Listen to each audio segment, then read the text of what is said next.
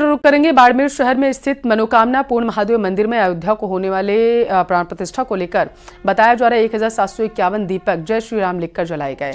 इस दौरान मंदिर के पुजारी ने बताया है कि अयोध्या में राम मंदिर प्राण प्रतिष्ठा है तो सभी सनातनियों में हर्ष और उत्साह का माहौल है। इसी कड़ी में 20 जनवरी शनिवार से दिनांक 22 तक स्थानीय मंदिर भी कार्यक्रम के धूम रहेगी।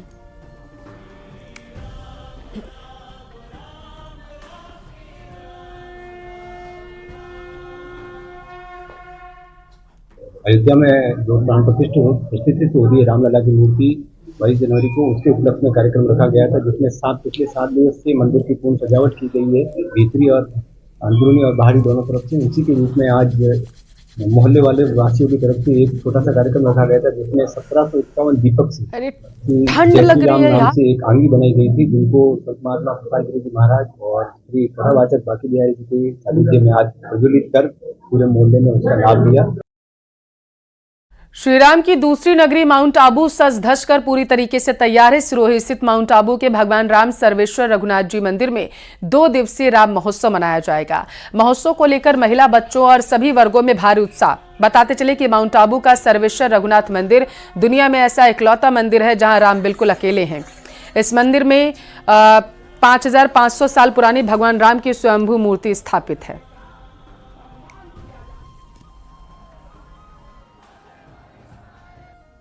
हिंदुस्तान में 500 वर्ष पश्चात इतनी लंबे समय के इंतजार के बाद में अयोध्या में रामलला विराजमान होंगे 22 तारीख को। उसी के अंतर्गत माउंट आबू में भी एकमात्र भगवान श्री राम का मंदिर है। रघुनाथ मंदिर में सिर्फ भगवान श्री राम की मूर्ति है और पूरे माउंट आबू के अंदर जगह जगह गली मोहल्लों में भगवान श्री राम के भजन कीर्तन हो रहे हैं, जगह जगह आरती हो रही है और बच्चों में भी, बूढ़ों में भी, जवान में भी, सब में उत्साह और उमंग का वातावरण है। भगवान राम ने यहाँ पे दीक्षा ली है, सब उनकी पढ़ाई यहाँ पे रघु आश्रम में भगवान राम की पढ़ाई यहीं पे माउंट आबू में, और उन्होंने यहीं पे अपनी दीक्षा प्राप्त की। उनके आने से मतलब सब छोटों से बड़ों में सब में इतना उत्साह है। अयोध्या में राम की प्राण प्रतिष्ठा को लेकर जैसलमेर में शांति समिति की बैठक हुई। ये मीटिंग जिला कलेक्टर प्रताप सिंह की अध्यक्षता में जिला कलेक्ट्रेट सभागार में हुई। कलेक्टर प्रताप सिंह ने कहा है कि जैसलमेर जिला शांति और सौहार्द के लिए अपनी एक विशेष पहचान रखता है। जिलेवासी इसी परिपाटी को बनाए रखते हुए सदैव जिला प्रशासन और पुलिस का सहयोग करेंगे। जिलेवासियों के सहयोग से जिले के विकास को और कानून शांति व्यवस्था को बेहतरीन करने के सभी प्रयास किए जाएंगे।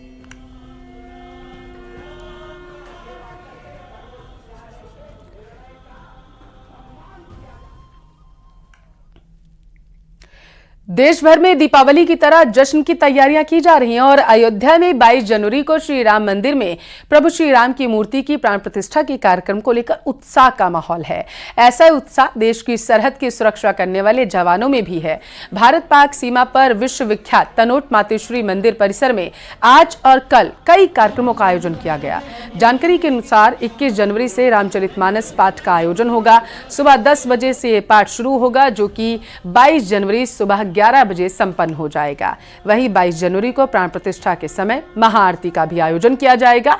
इसके अलावा अन्य कई कार्यक्रम भी आयोजित होंगे। साथ ही तनोट माता मंदिर प्रांगण में दर्शन करने आने वाले श्रद्धालुओं के लिए मंदिर परिसर में बड़े पर्दे पर अयोध्या में राम मंदिर की प्राण प्रतिष्ठा कार्यक्रम का सीधा प्रसारण भी दिखाए जाने का कार्यक्रम है, जिसके लिए तमाम तरह की व्यवस्थाएं की जा रही हैं।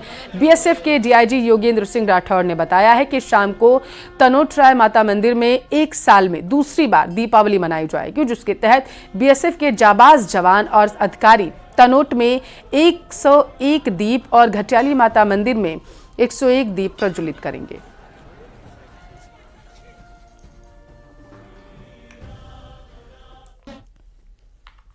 देखिए, देखा जाए तो ये 22 जनवरी को जो राम मंदिर का शिलान्यास हो रहा है, ये एक तरह से राष्ट्रीय पर्व है और सभी मंदिरों में देश के वहाँ पर कुछ न कुछ कार्यक्रम हो रहे हैं। और चूंकि तनोट मंदिर बीएसएफ के पास में है, बीएसएफ इसका न सिर्फ रखरखाव करती है बल्कि पूजा पाठ भी करती है, तो निसंदेह हम भी जो वहाँ पर जो भी श्रद्धालु आते हैं उनकी श्रद्धा के लिए और बाकी लोगों के लिए भी वहाँ पर कुछ कार्यक्रम करेंगे। जिसमें शामिल होगा खास करके एक पूजा कह सकते हैं, वो पूजा होगी, हवन होगा, और बाकी वहां पर लाइव स्ट्रीमिंग का भी कुछ हम कार्यक्रम रखेंगे ताकि जो भी श्रद्धालु वहां आए उनको उसका बेनिफिट मिले।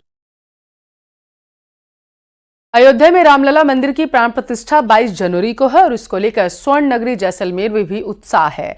यहाँ के मंदिरों में सजावट का दौर शुरू हो चुका है। शहर के हृदय कहे जाने वाले हनुमान चौराहे स्थित प्रमुख हनुमान मंदिर, सोनार दुर्ग में स्थित लक्ष्मीनाथ मंदिर, शिव मार्ग स्थित देवचंद्रेश्वर महादेव मंदिर सहित अन्य मंदिरों व जिले के समस्त चौराहों को आकर्षक रोशनी से सजाया जा रहा है।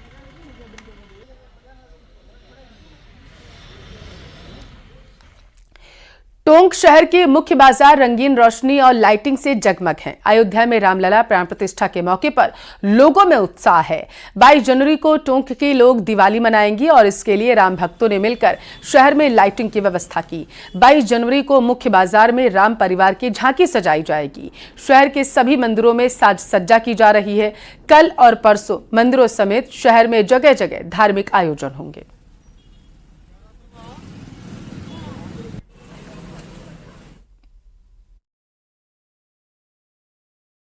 राम मंदिर को लेकर सभी राम भक्तों ने आज पूरे टोंक शहर को सजाने का कार्य किया है और ये उत्साह चरम पे है। 22 तारीख को और इससे अच्छा प्रोग्राम होने जा रहा है। यहाँ राम दरबार की झांकी भी लगेगी, यहाँ डीजे साउंड के द्वारा राम गुणगान होंगे। इसके अलावा 131 किलो लड्डुओं का भोग यहाँ लगने जा रहा है और भी कई कार्यक्रम यहाँ आयोजित हो रहे हैं। जो माहौल बना हुआ है टोंक शहर में, दिवाली से अच्छा माहौल है। 500 साल बाद राम जी अपने घर पधार रहे रामलला, तो इसके लिए दिवाली से भी ऊपर माहौल है हमारे लिए।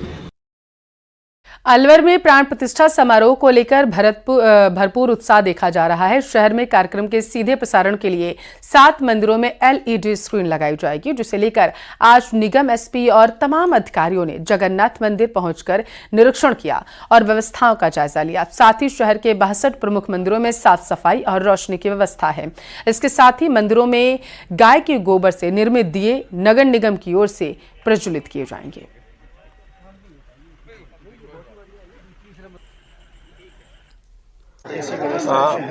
22 तारीख को अपने मुख्य जो 7 मंदिर है, हनुमान मंदिर मोती डूंगरी, जगन्नाथ मंदिर पुराना कटला, खाटू श्याम मंदिर वीर सावरकर नगर, राम मंदिर साउथ वेस्ट ब्लॉक, हनुमान मंदिर हनुमान चौराया, शिव हनुमान मंदिर NAB मंडी के पास और शिव हनुमान मंदिर होप सर्कस।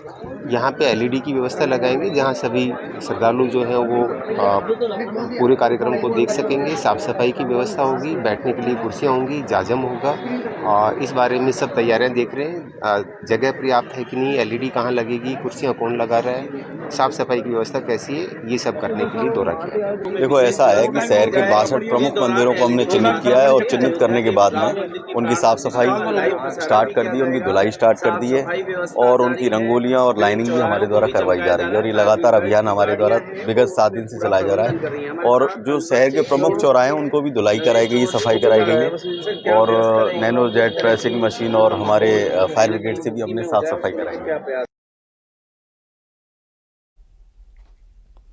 कोटा से बड़ी खबर का रुख करेंगे। रेजिडेंट डॉक्टर्स की मांगों पर सहमति बन गई है। बताया जा रहा है कि आज से हड़ताल खत्म कर काम पर लौट जाएंगे डॉक्टर्स। रेजिडेंट्स डॉक्टर्स पिछले 3 दिन से हड़ताल पर थे।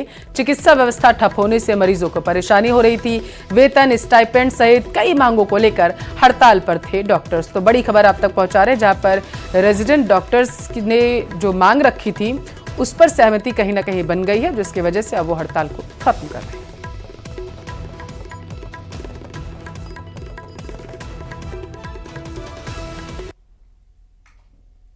मांगते नहीं, किसी से भीख मांगते। जिंदाबाद आरडीए कोटा, जिंदाबाद मेडिको यूनिटी, जिंदाबाद। कार्ड बिठाना, CCTV कैमरे लगाना,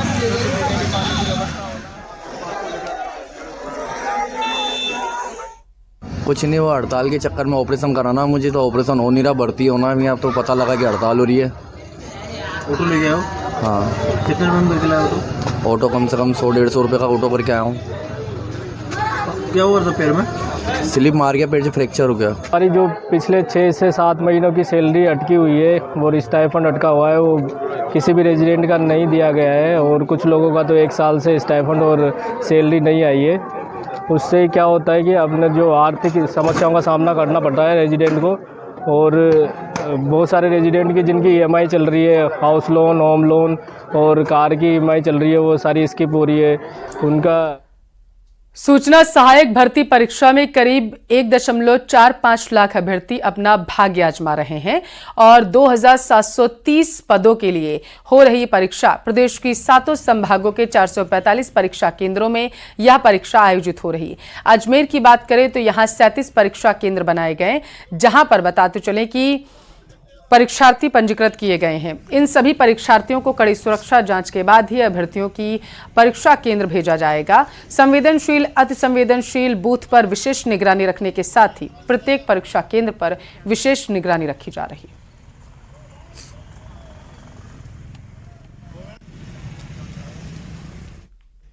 और उधर जाट समाज का आंदोलन जो है लगातार जारी है। 5वें दिन भी जाट समाज का महापड़ाव लगातार जारी रहा है। केंद्र में ओबीसी वर्ग में आरक्षण की मांग पर कर रहे हैं। ये जयचौली गांव में महापड़ाव किया जा रहा है। प्रशासन ने सुरक्षा के पुख्ता इंतजाम कर दिए हैं। 22 जनवरी के बाद जाट समाज ने आंदोलन उग्र करने की चेतावनी दी थी और जाट समाज को सैनी समाज का भी समर्थन मिला हुआ है।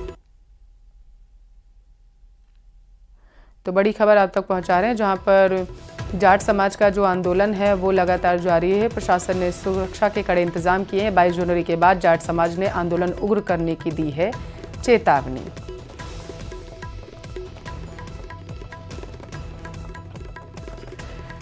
केंद्र में ओबीसी आरक्षण की मांग को लेकर जाट समाज का महापड़ाव चौथे दिन भी जारी रहा। राहत की बात यह रही है कि बातचीत के लिए प्रशासन ने प्रतिनिधिमंडल की सूची मांगी। संघर्ष समिति ने प्रशासन को 16 नाम की सूची सौंपी है।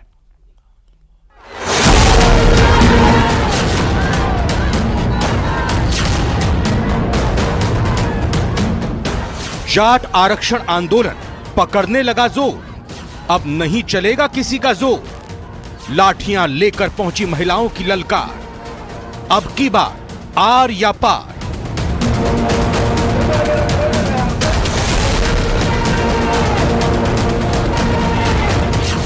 आरक्षण की मांग को लेकर चल रहा आंदोलन जोर पकड़ने लगा है। भारी संख्या में महिलाएं हाथों में लाठियां लेकर जयचौली में चल रहे महापड़ाव में पहुंची। महिलाओं ने जुबान से भले ही कुछ ना कहा हो, लेकिन तेवर साफ बता रहे थे, इस बार वादों के लॉलीपॉप से काम नहीं चलेगा। केंद्र में ओबीसी वर्ग में आरक्षण की मांग को लेकर जाट समाज का महापड़ाव लगातार जारी है और जाट समाज के महापड़ाव का आज चौथा दिन है। 22 जनवरी तक शांतिपूर्ण तरीके से ये महापड़ाव चलेगा और उसके बाद क्या रणनीति रहेगी, इसी को लेकर के जाट समाज द्वारा यहाँ बैठक जो है वो चल रही है और रणनीति बनाई जा रही है। प्रदर्शनकारियों ने कहा कि केंद्र में बीजेपी की सरकार और प्रदेश में भी बीजेपी की ही सरकार है। ये हुए डबल इंजन और प्रदेश के मुख्यमंत्री भजनलाल शर्मा भरतपुर के रहने वाले हैं, तो भरतपुर वासियों के लिए ट्रिपल इंजन की सरकार है। इसीलिए इस बार भरतपुर धौलपुर के जाट समाज को केंद्र में ओबीसी का आरक्षण नहीं मिला तो कभी नहीं मिलेगा। ये मुख्यमंत्री जी भजनलाल जी हमारे परिवार के सदस्य हैं, बड़े भाई हैं। उनसे भी हम अपेक्षा करते हैं कि वो समय रहते हमारी एडवोकेसी करेंगे और केंद्र की सेवाओं में हमारी जो 3 सूत्री मांग है, केंद्र में आरक्षण और वंचित अभ्यर्थियों की नियुक्ति और 2017 में लगे मुकदमे वापस हों। आपको बताते चलें कि भरतपुर और धौलपुर जिलों के जाट समाज को केंद्रीय सेवाओं में ओबीसी के आरक्षण का लाभ नहीं मिल रहा है, जबकि प्रदेश के दूसरे जिलों के जाट केंद्र की सेवाओं में ओबीसी आरक्षण का लाभ प्राप्त कर रहे हैं। इसलिए भरतपुर और धौलपुर के जाट 1998 से आरक्षण की मांग कर रहे हैं।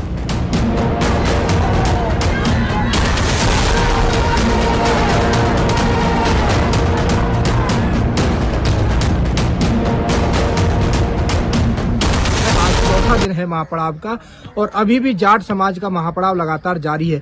वार्ता की कोई भी सकारात्मक पहल यहाँ पर नहीं निकल रही है। इनका कहना है कि अगर वार्ता के लिए न्योता आता है तो हम वार्ता करेंगे।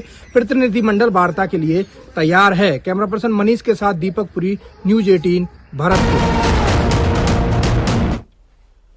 और चलिए इसी के साथ फिलहाल के लिए इस बुलेटिन में बस इतना ही। यहाँ रुकेंगे एक छोटे से ब्रेक के लिए।